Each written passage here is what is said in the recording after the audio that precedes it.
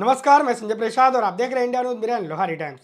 आपको बता दूं, 26 जनवरी 1950 को पूरे 2 साल 11 महीने 18 दिन लगाकर संविधान लागू किया गया।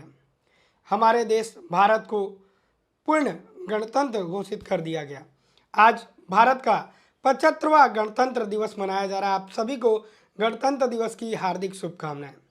आपको बता दूं, माननीय प्रधानमंत्री नरेंद्र मोदी लाल किला पर ध्वजारोहण किए। भारत के 75वें गणतंत्र दिवस एवं संघ प्रदेश दादरा नगर हवेली दमन दीव के 5वें एकीकरण दिवस सिलवासा के सायली क्रिकेट स्टेडियम ग्राउंड पर रखा गया। इस कार्यक्रम में मुख्य अतिथि रहे माननीय प्रशासक श्री प्रफुल्ल पटेल का शुभ आगमन हुआ एवं प्रशासक द्वारा ध्वजारोहण एवं राष्ट्रगान के साथ कार्यक्रम की शुरुआत की गई। इस कार्यक्रम में मार्च पास्ट, संस्कृति कार्यक्रम, विभिन्न विभागों द्वारा झांकियां निकाली गई। माननीय प्रशासक द्वारा पुरस्कार एवं प्रमाण पत्र का वितरण किया गया और अंत में माननीय प्रशासक द्वारा तमाम बातों और उनके द्वारा विभिन्न कार्यक्रमों का उद्घाटन एवं उन बातों का उल्लेख इस अंत भाषण में किया गया। देखिए वीडियो। भारत माता की धन्यवाद। प्रजासत्ताक दिवसના પાવન પર્વે આપણે સૌની વચ્ચે ઉપસ્થિત નગરપાલિકા દીવ દમણ અને સિલવાસાના અધ્યક્ષ મહોદય તેમજ સૌ ચૂંટાયેલા સન્માનીય સદસ્ય મિત્રો, ગ્રામ પંચાયતના સૌ સરપંચ મિત્રો, સૌ ચૂંટાયેલા સદસ્ય મિત્રો, અહીં પધારેલા મારા આદરણીય વડીલો, માતા બહેનો, સ્વાતંત્ર્ય સેનાનીઓ અને એમના પરિવારજનો, ઉદ્યોગ અને હોટલ એસોસિએશનના સૌ પ્રતિનિધિ મિત્રો, અધિકારી કર્મચારી મિત્રો, જેના માટે મને સદાય વિશેષ પ્રેમ છે એવા મારા વાલા યુવાન મિત્રો, ભૂલકાઓ અને મારા મીડિયા કર્મીઓ, સૌપ્રથમ પ્રજાસત્તાક દિવસના પાવન પર્વે આપ સૌને હૃદયપૂર્વકની શુભકામનાઓ પાઠવું છું। હું શુભકામનાઓ પાઠવું છું। આ દાદરા નગર હવેલી અને દમણ દીવના એકીકરણ એ પણ 26 જાન્યુઆરીએ જ થયું હતું। એકીકરણ દિવસની આપ સૌને હૃદયપૂર્વકની શુભકામનાઓ પાઠવું છું। હું સૌ સ્વાતંત્ર્ય સેનાની અને એમના પરિવારજનોને હૃદયપૂર્વક વંદન કરું છું, અભિનંદન કરું છું। હું વંદન કરું છું આ દેશની સીમાઓની સુરક્ષા કરતા કરતા જેની વીરગતિ પ્રાપ્ત કરી છે એવા મારા શહીદ જવાનોને વંદન કરું છું, કોટી કોટી વંદન કરું છું। દેશની આંતરિક સુરક્ષાની જવાબદારી જેના માથે છે એવા અર્ધલશ્કરી દળના સૌ જવાનો અને પોલીસ કર્મીઓને હૃદયપૂર્વકની શુભકામનાઓ પાઠવું છું, અભિનંદન આપું છું। મિત્રો, સમગ્ર વિશ્વમાં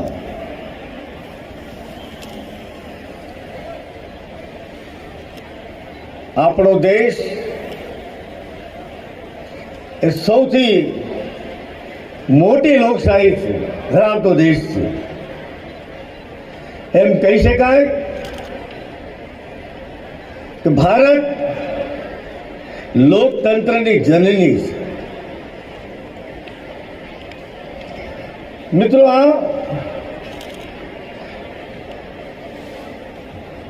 140 કરોડની જનસંખ્યા ધરાવતો આ વિશાળ દેશ આ દેશની અનેક વિવિધતાઓ રહી છે, વિશેષતાઓ પણ રહી છે. વિવિધતાઓમાં પોશાક, રહેણી કહેણી, જીવન પદ્ધતિ, લોક સંસ્કૃતિ, સામાજિક રીત રિવાજો, અલગ અલગ સંપ્રદાય, પૂજા પદ્ધતિ, વિવિધ ધર્મનું પાલન કરતા સૌ નાગરિકો, આ બધી જ વિશેષતાઓ વચ્ચે વિવિધતામાં એકતા આ દેશની વિશેષતા છે.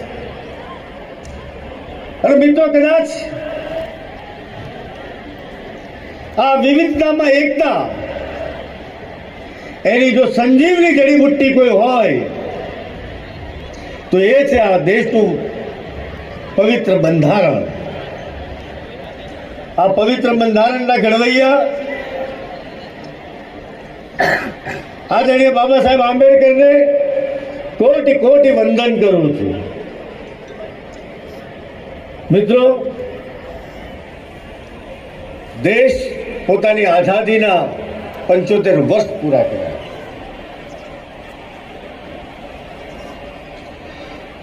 આપણી સાથે અને આપણા પછી અનેક દેશ આઝાદ થયા હતા, પરંતુ આપણે ક્યાંક એવું અનુભવ કરતા હતા કે કેટલીક વાતો આપણી મર્યાદામાં નથી, કેટલાક કામ આપણા માટે શક્ય નથી. હાયર એજ્યુકેશનની વાત હોય, વિજ્ઞાન અને ટેકનોલોજીની વાત હોય, આરોગ્યની ઉત્તમ સુવિધાની વાત હોય, આવા વખતે દેશમાંથી બ્રેઇન ડ્રેઇન થતું હતું. જે બુદ્ધિશાળી લોકો હતા એ વિશ્વના દેશો ઉપર નીટ માનીને બેસતા હતા. આપણને ક્યાંક કંઈક ખૂટતું હોય એવું નિરંતર લાગ્યા કરતું હતું. આપણી અપેક્ષા અને આપણી ધારણા કદાચ એના અનુસાર વિકાસની ગતિ કદાચ ધીમી હશે એવું બનવાની સંભાવના છે. સૌએ પ્રયત્ન કર્યો, પૂરતો પ્રયત્ન કર્યો, પરંતુ સૌને ક્યાં ખૂટતું હોય એવું મિત્રો ચોક્કસપણે લાગતું હોય. પરંતુ દેશ જ્યારે હવે પોતાના 75 વર્ષ પૂરા કરી અને અમૃતકાળમાં પ્રવેશ કર્યો છે, મિત્રો, આપણા સૌના માટે આગામી 25 વર્ષ જેને અમૃતકાળ તરીકે આપણે સુનિશ્ચિત કર્યો છે, 2047 સુધીમાં આ 25 વર્ષના ગાળા દરમિયાન દેશને વિશ્વગુરુના સ્થાન પર લઈ જવા માટે આપણે સૌએ પ્રતિબદ્ધ બનવું પડશે અને સંકલ્પબદ્ધ બનવું પડશે. દેશને નવી ઊંચાઈ પર લઈ જવો છે, એક નવા ભારતનું નિર્માણ કરવું છે. અને મિત્રો, એટલે જ આદરણીય પ્રધાનમંત્રીશ્રીએ છેલ્લા 1 દશકમાં દળમૂળથી ફેરફાર કરવાનો, સાધારણ માનવીની અપેક્ષાઓ, સાધારણ માનવીની જરૂરિયાતો એની પૂર્તિ કરવા માટે ભગીરથ પ્રયાસ હાથ ધર્યા છે. યુવા દેશ, અને એટલે જ આદરણીય પ્રધાનમંત્રીશ્રીએ આ દેશના યુવાનોને આહ્વાન કર્યું છે, આ અમૃતકાળ દરમિયાન આપના પુરુષાર્થથી, આપના સામર્થ્યથી, આપના સંકલ્પના કારણે આદરણીય પ્રધાનમંત્રીશ્રીની કલ્પના અનુસારનું સબળ, સશક્ત, આત્મનિર્ભર, સ્વાવલંબી યુવા ભારત બને એ દિશામાં આપણે સૌએ સહિયારા પુરુષાર્થ કરવાના છે. અને મિત્રો, યુવાન મિત્રોએ એ દિશામાં અનેક પ્રયત્નોના માધ્યમથી, ચાહે સ્ટાર્ટઅપ હોય, એ તમામ બાબતમાં આપણે અગ્રેસર રહેવા માટે પ્રારંભ કર્યો જ છે. મિત્રો, ભારત સરકારે પીસમીલમાં કામ કરવાની જગ્યાએ ટુકડે કામ ન કરતા નીતિ આધારિત કામ થાય એ દિશામાં ભારત સરકારે પ્રયાસ કર્યા છે. મિત્રો, એટલું જ નહીં, ભારત સરકારની વિવિધ યોજનાઓ કે છેવાડાના માનવી મુખ્ય ધારા સાથે જોડી શકાય એટલા માટે જે અનેક વિવિધ યોજનાઓ ભારત સરકાર દ્વારા અને સંઘ પ્રદેશ પ્રશાસન દ્વારા ચાલી રહી છે, એ અંતિમ પંક્તિના વ્યક્તિ સુધી પહોંચે એના માટે વિકસિત ભારત યાત્રાના માધ્યમથી દેશના પ્રત્યેક ખૂણે, દેશના પ્રત્યેક ગામમાં, પ્રત્યેક વ્યક્તિ સુધી પહોંચવા માટેનો ભગીરથ પ્રયાસ કરવાનો. મિત્રો, કલ્પના તમે કરો કે કદાચ અજ્ઞાનતાના અભાવે, માહિતી અને જાણકારીના અભાવે, કદાચ વ્યક્તિની ઉદાસીનતાના કારણે પોતાના લાભથી વંચિત રહેનાર વ્યક્તિ એના સુધી, એના ગામમાં જઈ, એના આંગણા સુધી જઈ, એના ઘર સુધી પહોંચવાનો પ્રયાસ આ વિકસિત ભારત સંકલ્પ યાત્રાના માધ્યમથી કરવામાં આવ્યો. મિત્રો, હું ગૌરવભેર કહી શકું છું કે આ સંઘ પ્રદેશના 3 જિલ્લામાં પ્રશાસનિક અધિકારી, કર્મચારી મિત્રોએ આ ભગીરથ કાર્યને પૂર્ણ કરવા માટે દિવસ રાત મહેનત કરી અને વિકસિત ભારત સંકલ્પ યાત્રાના માધ્યમથી ગરીબને ઘર સુધી જવા માટેનો તમે જે પ્રયાસ કર્યો છે એ તમારા પ્રયાસ બદલ તમને અંતઃકરણપૂર્વક અભિનંદન આપું છું, ધન્યવાદ આપું છું. તમે જે આ કરેલું જે પુણ્ય કર્મ છે એના થકી કોઈ ગરીબના જીવનમાં અજવાળું નિશ્ચિતપણે થશે. મિત્રો, આ વિકસિત ભારત સંકલ્પ યાત્રા મિત્રો આપણને કદાચ એક આશ્ચર્ય લાગશે. આટલા ટૂંકા ગાળામાં, માત્ર એકાદ મહિનાનો ટૂંકો સમય, પ્રશાસનિક અધિકારી, કર્મચારી મિત્રોએ અંતિમ પંક્તિમાં બેઠેલા વ્યક્તિ સુધી પહોંચી 76,000 કરતા વધુ લોકો સુધી પહોંચી એના સુધી લાભ પહોંચાડવા માટેનો જે પ્રયાસ કર્યો છે એ બદલ એમને હૃદયપૂર્વક પુનઃ અભિનંદન આપું છું.